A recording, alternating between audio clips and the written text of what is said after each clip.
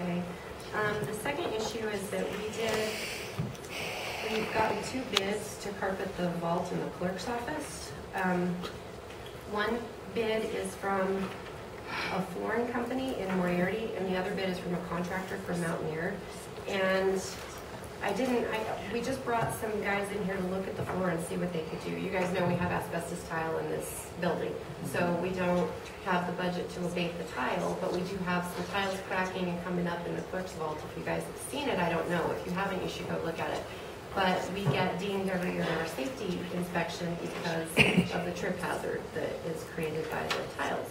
So our most logical fix was to carpet the vault.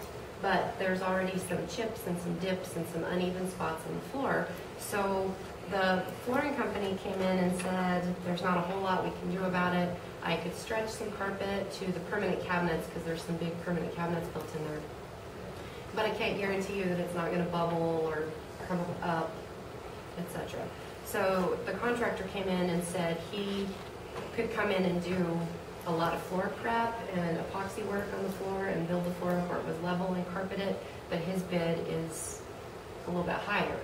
The bids are still well under our regulations of needing to put this project out to bid, so I just need some guidance on what the commission wants.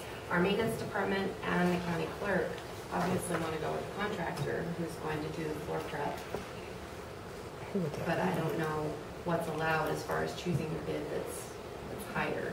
And the safety committee. You know,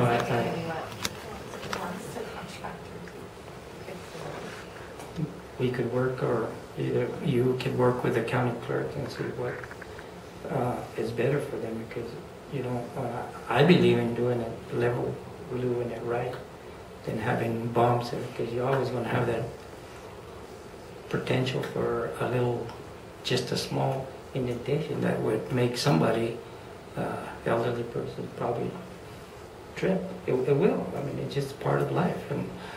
And I think if you would work with them, yes, Linda? You can come in the office and see the preparation that this other contractor did, and it really moves out the tile, and I think it would be better to go with that one, even if it's a little higher, because I think you can work with them and see. I know what her wishes are. My question is it okay for me to go with a higher bid that's 70% higher? oh, is that much higher? Uh-huh. Oh. And they're both, excuse me, Mr. Chair, just a couple questions. Were both contractors given the same idea on what you wanted done? We brought them in and took them through the vault and told them what we wanted. And we knew there was going to be a problem because there's loose tiles and there's tiles that are broken and chipped. But you see some right there. Coming up, and no, you don't. Not like they are in the clerk's office. But I mean, it's a potential, because this thing was built in 1967. Right. So. Right. So I had one bid of $5,300 and one bid of $1,700. So. I have no problem going with it. It's a pretty big spread. It's a pretty big spread. Surface.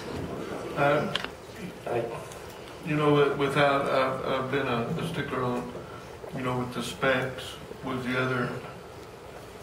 the low bid, were they told to prepare the floor and put it in their bid? He said he would do what he could do with the floor, but that he didn't have a whole lot of options. So, I mean, were they both given a fair opportunity? Yes. We took them both through the vault and they looked at it and we told them we needed the best job that would last the longest in the vault. We didn't want to have to redo it every 4 or 5 years. But there were no actual specifications as far as building up the floor, the subsurface. And you can come in the office and look what he did. He tested like 4 different compounds, and you can come and look at them. One of them is looked good, I think. How long ago was that done? 2 weeks ago. I would think that if they were both given the opportunity and both told to, you know, prepare the floor, then you could probably discount, take the low bid out simply because it doesn't meet what we ask them to do.